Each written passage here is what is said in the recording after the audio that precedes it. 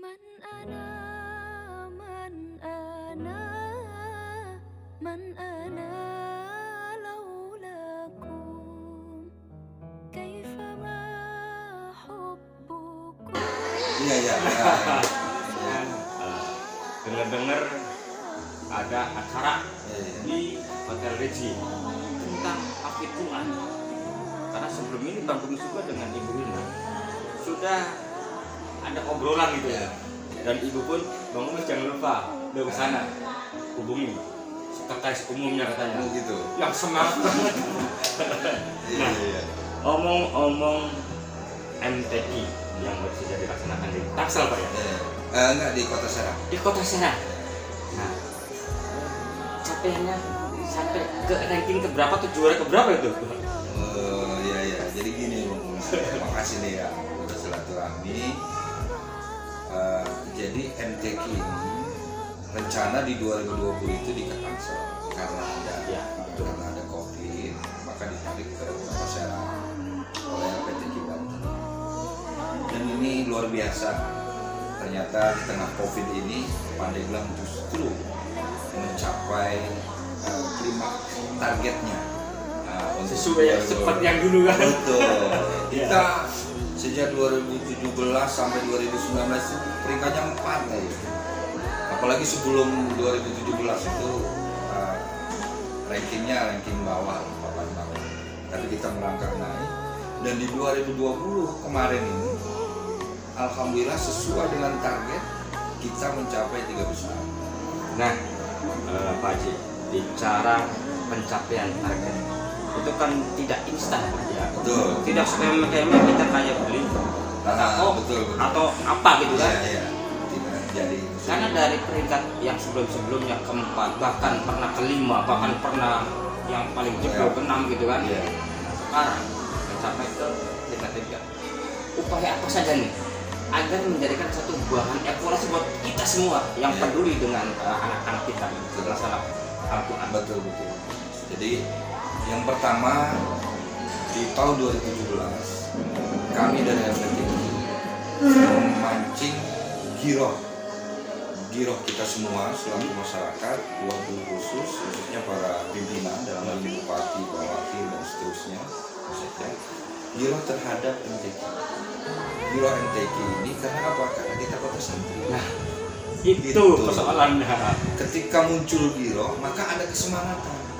Kita kenalkan, saya ngobrol sana sini, ngobrol terkait dengan bagaimana nih prestasi Pandeglang. Ya, betul. Dengan kondisi seperti ini selalu terjadi papan bawah. Kemudian saya diskusi dengan beberapa unsur pimpinan, bupati dan yang lainnya. Kita bilang kalau mau prestasi ya harus didukung oleh negara. Nah, itu. Jadi mimpi di siang bolong bicara prestasi kalau tidak di backup oleh negara. Di tengah keterbatasan Pandeglang, alhamdulillah karena ada giroh tadi, maka Ibu Bupati respon sekali. Ya silakan kita coba mensiasati anggaran hibah ini dinaikkan. Maka anggaran itu dinaikkan, kemudian kita serius memanage ini di LPTQ. Nah, dari anggaran yang ada kita lakukan training center. Seperti Bang Kumis waktu itu datang ada training center. Ya. Udah.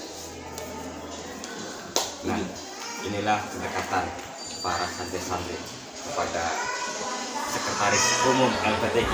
Terus lagi bincang-bincang, namanya lihat ustadznya salaman bro. Itu bukan masalah. Kita lanjut pagi. Maklum anak-anak. Iya. Akhlak di situ tertanam. Nah, tadi bicara pencapaian yang sudah dilakukan dari semenjak awal gitu. Untuk masalah yang disebut sering disebut oleh Ibu sendiri sebagai program kabupaten tentang satu desa satu hafid. Ada kaitan banget enggak nih dengan LPTQ sendiri yang Bapak mendukung? Ya, program satu desa satu hafid di Pandeglang ini yang dimunculkan di 2020 itu program brilian Bupati. Ada hanya beberapa kabupaten kota di Indonesia saja yang memiliki program ini. Nah ini semua kita ingin menjawab Bupati itu bahwa memang Pandeglang itu kota santri seperti ini idealnya. Maka dicanangkannya kerjasama dengan LPTQ, kemudian pemerintah daerah melalui bagian Kesra, semua MUI semua bersatu. Tapi ini kan perlu biaya. Nah biaya ini disiasati melalui penyelesaian di LPTQ. Nah ini kita support anak-anak kita di setiap desa, kita adakan rekrutmen calon sapi-sapi jauh. Nah itu di teknisnya itu LPTQ, oleh yang lain lah, stakeholder yang lain. Jadi ini program yang luar biasa menurut saya, dan ini tidak bisa berhenti begitu saja dan harus outputnya harus jelas. Terus gini, kalau untuk kota-kota lain mungkin ya rintangan dan tantangan memang setiap daerah beda. Tetapi seperti yang kita tahu bersama bahwa Pandeglang ini kan sudah ada namanya wisata. Itu digaungkan oleh beberapa pihak, bahkan kawasan ekonomi khusus yang dicanangkan oleh pemerintah pusat, Bapak Presiden, itu di Pandeglang loh Pak. Ya. Nah, dampak agar menghindari efek keterbenturan antara pariwisata dengan agama itu sudah pasti. Ya. Bagaimana cara menyiasati agar itu ya wisata ya tetap berkembang, tapi agama pun justru harus lebih berkembang. Nah inilah sebenarnya substansinya, salah satu substansi yang ingin kita yang harus dipahami bersama oleh kita oleh masyarakat. Di satu sisi Pandeglang ingin mengeksplor dirinya untuk meningkatkan PAD, meningkatkan kesejahteraan ekonomi masyarakat. Ada kawasan zona ekonomi khusus, kemudian ada jalan tol, ada kawasan zona kereta, bahkan bandara. Itu semua ya kita lakukan dan dicanangkan oleh Ibu Bupati, dan itu luar biasa. Tapi lagi-lagi ketika kita bicara perkembangan suatu daerah, maka harus diimbangi kepada bagaimana warga masyarakat ini memiliki akhlak, memiliki adab, memiliki komitmen keagamaan yang kuat. Semaju apapun daerah dengan akhlak yang baik, dengan penguasaan dan pengamalan Al-Quran secara benar, maka insya Allah tidak menjadi gangguan pembangunan itu. Jadi selaras jalan, pembangunan jalan, pembangunan secara fisik, infrastruktur, kemudian pembangunan secara rohani, secara mental, psikologis, kemudian komitmen keagamaan itu berjalan beriringan. Nah itulah sesungguhnya prototipe sebuah kota religi, bukan meninggalkan pembangunan, tapi harus ada keseimbangan antara pembangunan infrastruktur fisik dengan pembangunan rohani. Dan salah satu pembangunan rohani adalah melalui kemudian melalui pembinaan ataupun program takfir, program hadir satu satu.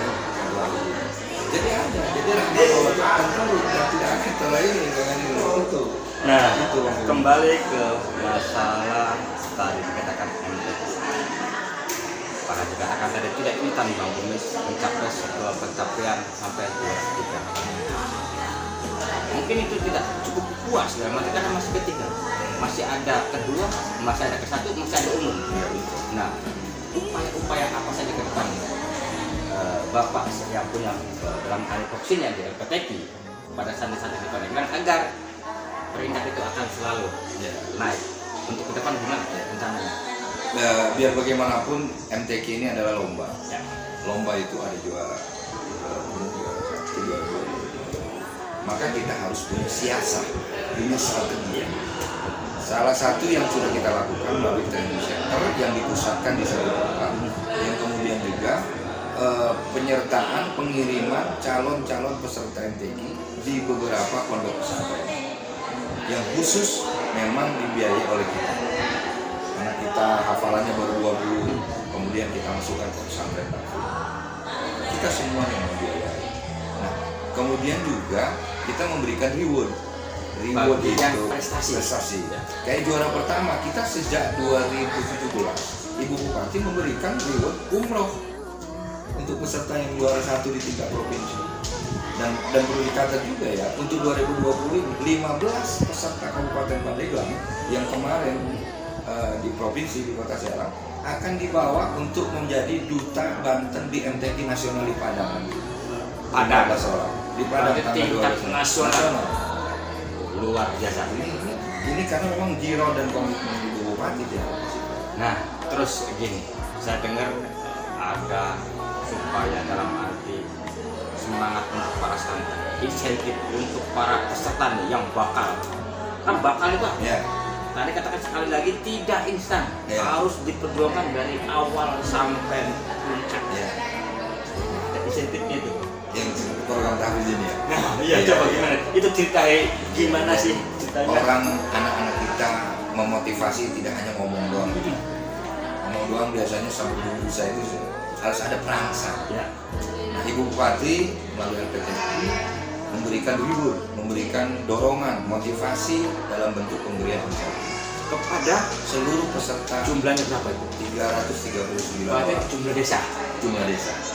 Itu kita kasih insentif selama 1 tahun sampai orang kita bagikan sengaja untuk mensiasati kayak yang sekarang ini dibagikan selama 6 bulan. Ini bagaimana nih kalau seandainya nih yang namanya pemikiran anak-anak kadang-kadang bukan berarti dia nggak mampu tapi karena banyak malesnya. Sebenarnya kalau anak ibarat air itu masih bersih, tergantung mau dan tidaknya. Seandainya nih ada anak-anak dalam 3 bulan atau 4 bulan tidak sesuai dengan target yang ditentukan oleh Bapak nih, itu gimana coba?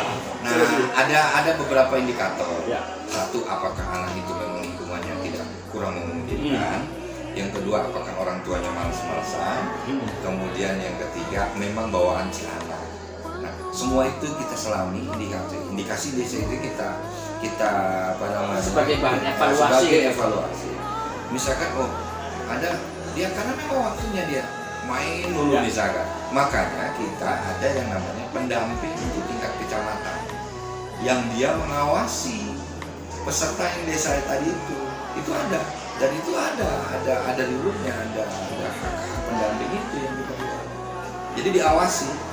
Kita tes nanti misalkan hari ini tesan hafal 2 juz sudah oke lancar. Kita tanya lagi mau terus apa enggak, mau program tahfiz ini. Kita kalau udah selesai hafal segini tenang, kita dikasih bonus seperti apa yang bilang Bupati tadi kan gitu. Terus kita gitu. Jadi nanti bonus itu bukan mau ngasih satu pendidikan yang nggak baik, tapi namanya anak kan gitu kan. Nampaknya Selalu kita monitor. terus gini, sebenarnya ini di era digital ini tugas Bapak ya sebagai LPTI nampaknya jujur Bang Kumis berat ini karena persaingan antara kebiasaan anak-anak yang dulu kita dengar setiap maghrib ada dengungan suara ayat-ayat Al-Quran di rumah-rumah. Nampaknya semakin kesini bahkan hampir punah. Kebanyakan mereka malam ya, dan kutip coba upaya apa saja nih agar mereka itu ya setidaknya jangan terlalu kita enggak anti modern kan tetapi agama juga harus kita siasati dengan kemajuan zaman. Jadi kepada para peserta hafid di semua desa kita haruskan 15 menit 30 menit sebelum waktu maghrib itu mereka harus melakukan tahsin di rumah masing-masing, di kediaman masing-masing. Ini sebagai pantikan motivasi buat yang lain. Dan juga sebenarnya ini sekalian kepada kita sekalian warga masyarakat Kabupaten Pandeglang untuk kembali membangkitkan cara keberagaman kita dalam rangka syiar. Dulu kita dari itu dulu sebelum maghrib waktu datang beduk indah banget nampaknya tuh masa-masa kita sudah di musola waktu kecil Pak ya sudah baca sholawat. Sekarang itu hampir tergeser nampaknya ada pergeseran cara hidup, pola gaya, cara handphone, segala macam. Ini yang harus kita mulai. Yang intinya menurut saya apapun program sebagus apapun program kalau tidak dilandasi oleh giroh, rasa memiliki, rasa ingin tahu, rasa ini itu tidak sulit untuk bisa terrealisasi. Makanya marilah sama-sama kita pribadi-pribadi kita dimanapun kita warga masyarakat Pandeglang, marilah kita munculkan giroh kita satu pada Al-Quran. Karena bicara hari ini tidak hanya bicara tentang kondisi hari ini, tapi kita bicara tentang anak cucu kita ke depan. Apakah imam mereka adalah Android atau kita mau menjadikan imam mereka itu adalah Al-Quran sebagai Berarti dia kayak gini, keberhasilan sebuah atau negara atau wilayah untuk ke depan dilihat dari hari ini, bisa kan? Iya. Itu loh. Iya. Kalau kita dicetak dengan anak-anak yang tentang Al-Quran dan insya Allah Pandeglang sesuai dengan predikatnya kota santri. Itu Oke, maksudnya itu. terima kasih Ya. Pak Haji. Ya. Hampura nggak ganggu. Enggak apa-apa, terima kasih banyak Bang Bumi, semangat terus ya. Ini siar bagian dari dakwah juga Bang. Amin.